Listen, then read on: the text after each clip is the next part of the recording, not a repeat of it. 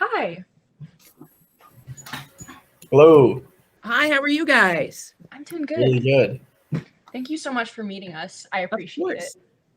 Of course. Yeah.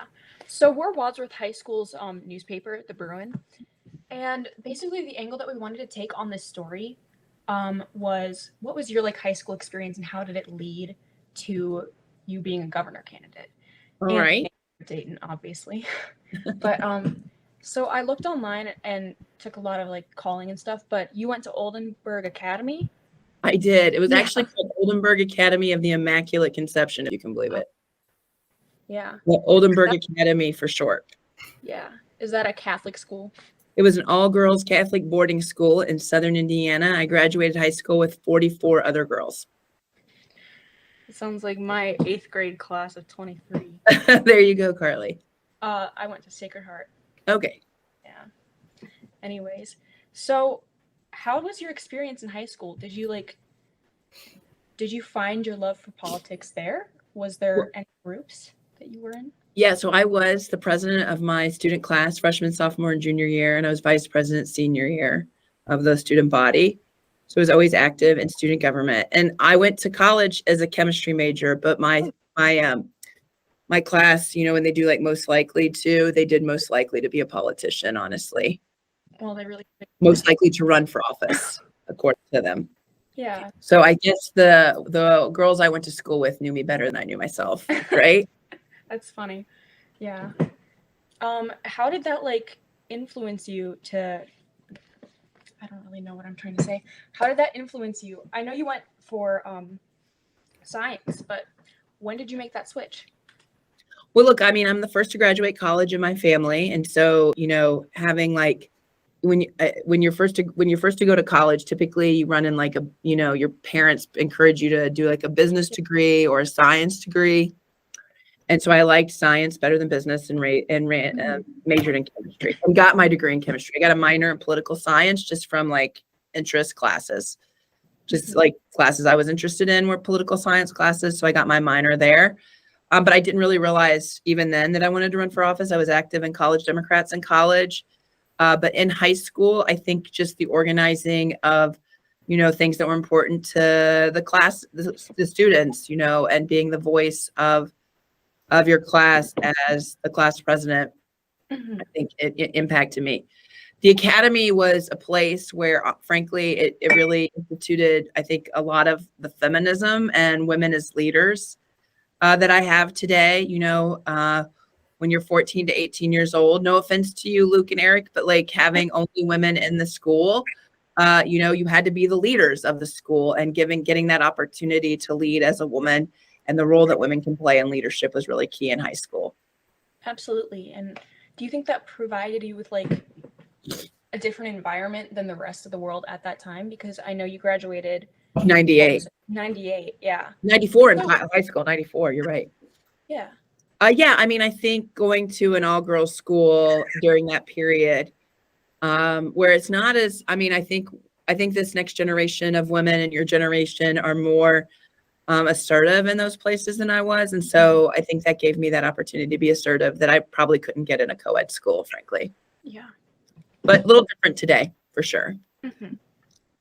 And I was going to ask, because you went to a Catholic school, did you find it difficult to take your stance on abortion? Because I know you just had a recent ad about the woman that would have died without an abortion. Yeah, it affected me because UD is a Catholic college too, and I actually was ticketed on campus at the university for my position on abortion. Yeah. So, I don't think I thought about it a lot in high school.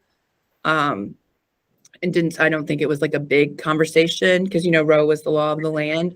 Yeah. But certainly when I went to university and I went to a Catholic university, it did affect me there. And the anti-choice group tried to kick the college Democrats off campus. We had constant fights around abortion issues on campus. I'm sure. And so I was just wondering, if you are going to be elected as governor, what would you do for the heartbeat law and stuff like that? What would you do to protect women's rights? Well, look, we got to overturn the 6-week abortion ban. Mm-hmm. One of the things we'll do is first after being elected is to put it on the ballot to codify Roe. So Roe versus Wade is the law of the land in this state, in the Ohio Constitution, and it can never be taken away, no matter what extremist gets in office. And I'm committed to doing that. And then secondly, I think it's important to stand up to what you believe in, no matter where you are. And I think that's what I learned, particularly in high school and college. And speaking of college, what is your plan on doing? I know Biden has the college debt forgiveness, and now Ohio is like doing that. What will your policy be on that, and where will you get the money? It's a federal program, so it's not a state program. So the governor doesn't have much say in the student loan forgiveness program that Biden put forward. So it's not like it costs the state any money. Yeah. Speaking of schools, what are we going to do about school funding? Do you have any ideas on that? Yeah, so I think that what the legislature did on school funding this past cycle was good. They did not fund it for 6 years. They only did it for 2 years. And so we have to make sure that it's long term. Yeah. And that I would fight for that long term there.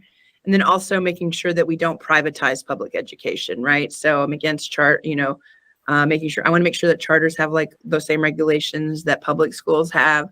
And then also I'm not for vouchers that like privatize public education. Yeah. And so I read that the court says the funding formula is incorrect. Are we going to change the way that we get our funding? They did change it. So in 1994, back in 94, the Rolfe decision said it was an unconstitutional funding formula. They just changed it this past year. All right. And now it hasn't gone to the court to say whether or not. I don't think the court will take it off because it's been like so long ago. But most everyone, whether you're in a urban, suburban, or rural school district, think this is a much fairer formula. Formula.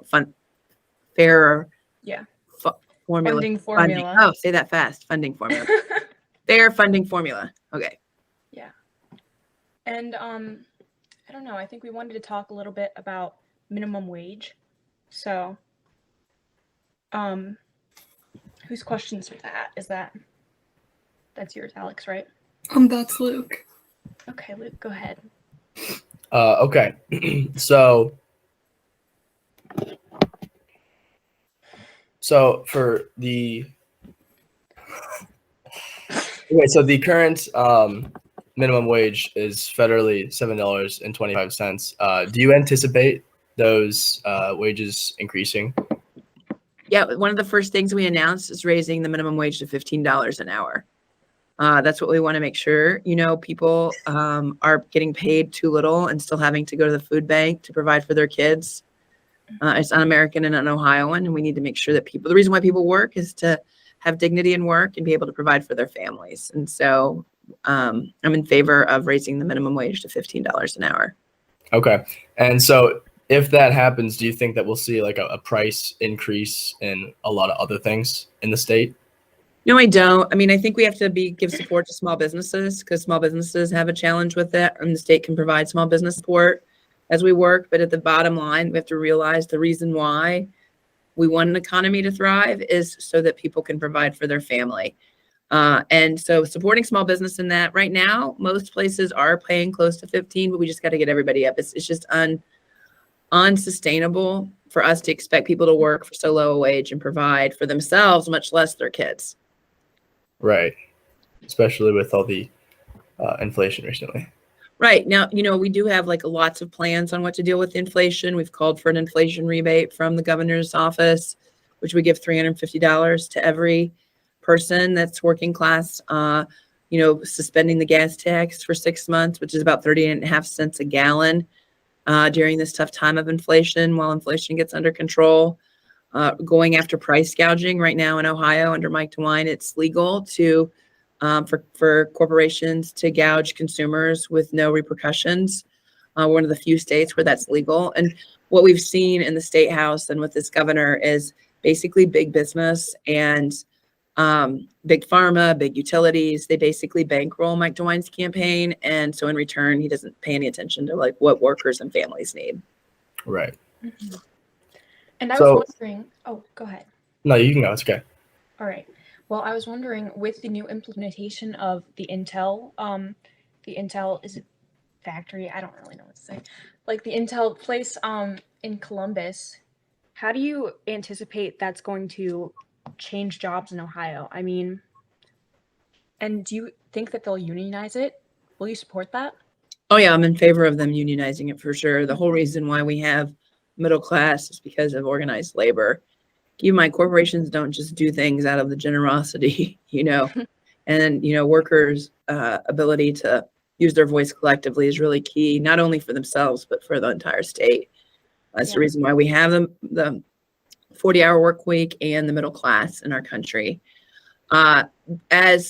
As a candidate, we've done a pledge to do one good job for every single person, to really, work on apprenticeships. So recognizing that some people go to college and some don't, but we know there's going to be a huge gap in the need for funding, need for workers that build our broadband, our roads, and our bridges. And so, part of our plan is to put $65 million into apprenticeship readiness programs, and then work to provide a union job to build the roads and bridges and broadband all across the state. Right now, there's not enough workers in Ohio, so these people will come in from out of state, and that's not money that's staying in our communities. So really training folks that, want to have a good job that pays way more than $15 an hour, has benefits and a pension, is a big opportunity without any student debt at all. So we think that's a big opportunity for our state. I think, look, we're excited about Intel coming. But we need to make sure the state's put $2 billion with a B dollars into that, and we really don't know what we're getting in return. And there's not been any transparency on the deal. And so that's been a big concern with most of Mike DeWine's economic development deals. There's not a lot of public transparency, even though we're footing the bill for a lot of it. And that was kind of the big thing as well that I wanted to go over, was for the younger generation, how do we keep them here in Ohio? Because obviously we see a lot of people leaving the state, and especially for up and coming, high school students, how do we keep them in Ohio so that we're not losing electoral votes? Well, so not only that, we want people to stay near their family if they want to, right? A lot of times, and we see people leave the state and want to come back and they can't find a good job.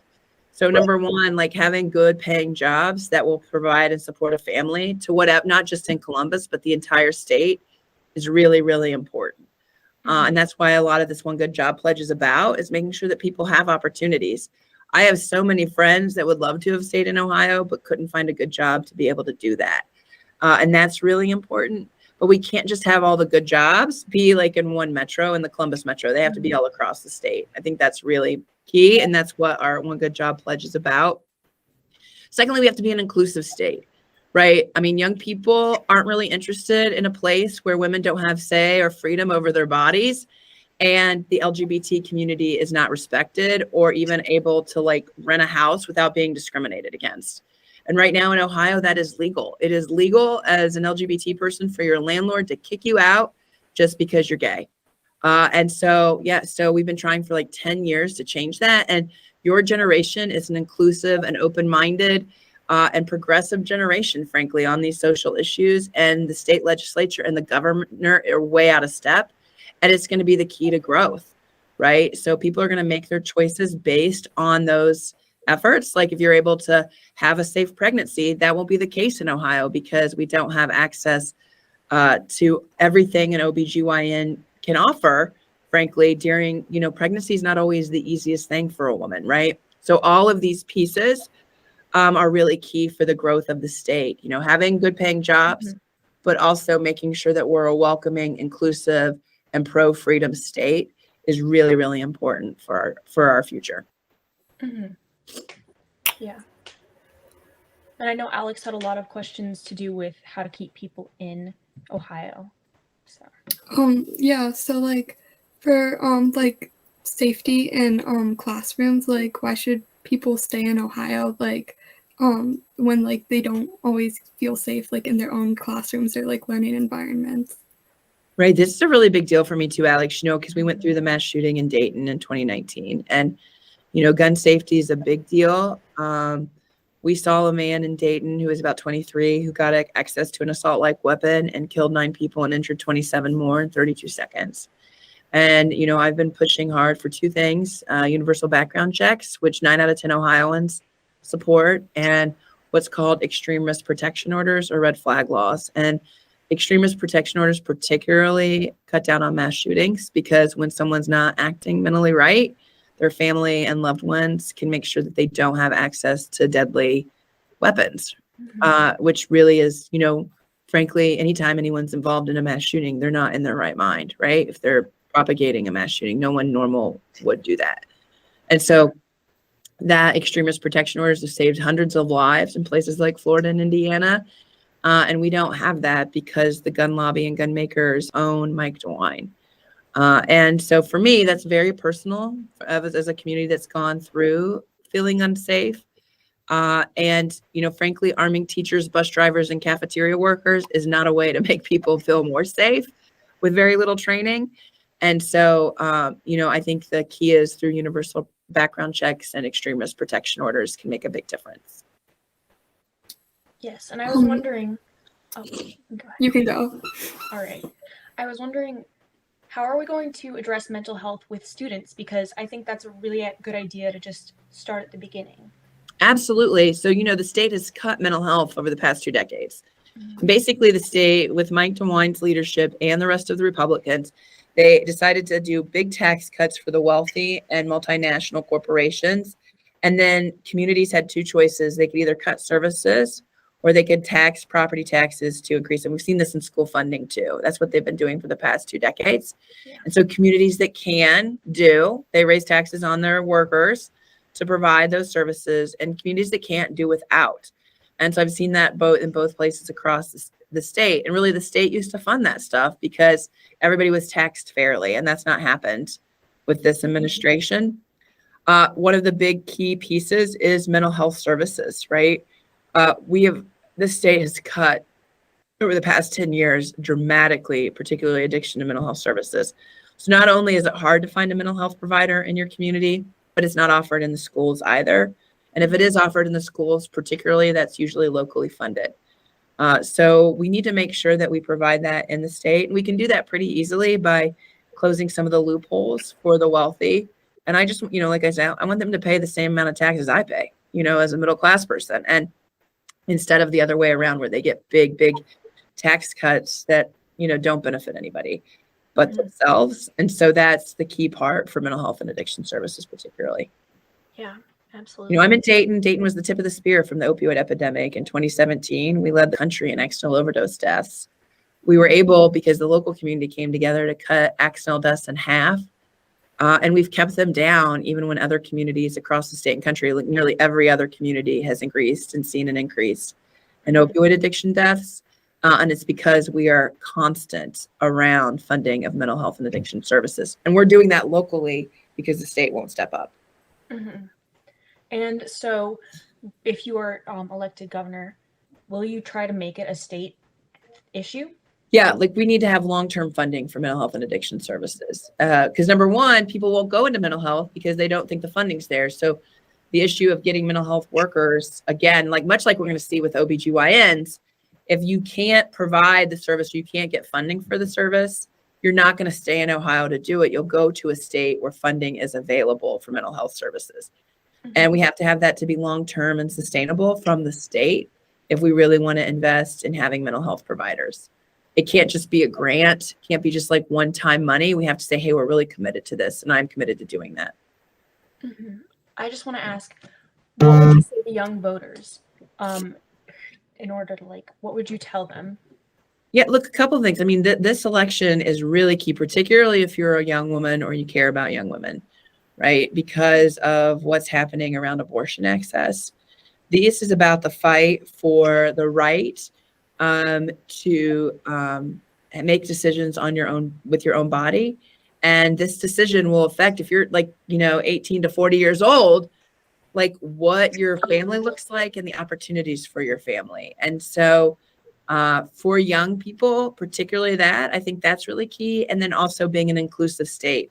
It is very clear there's 2 different kinds of governor candidates here. One that wants to be pretty tough on LGBT folks, and also be very taking away freedoms for women. And, you know, that's Mike DeWine, and this is where we completely disagree. And I think the key to growth of this state is being inclusive. And so if you're a young person that believes that we need to be an inclusive state, that no matter who you love, where you come from, or what you believe, you should be welcomed in Ohio, then I'm your candidate. If you don't believe that, I'm not your candidate. Okay, can you guys do something for me? Yeah. So my Be Real came up. Do you know what Be Real is? Yes. All right. I'm gonna be on my. Will you guys be on my Be Real today? Oh my goodness. I would love Absolutely. to. Okay. I'm gonna do it right now. If I can figure it out. Sometimes I'm like, I don't think there's kinks on this thing because. Oh, I gotta take my Be Real too. I think we just did a story on Be Real last year. Okay, are you guys gonna do it right now? Yeah. All right. We'll do it at the same time. Oh, that was Okay, we did it. Thank you so much. Is there anything else you want to add? No, thanks for being on my Be Real. I'm still learning it.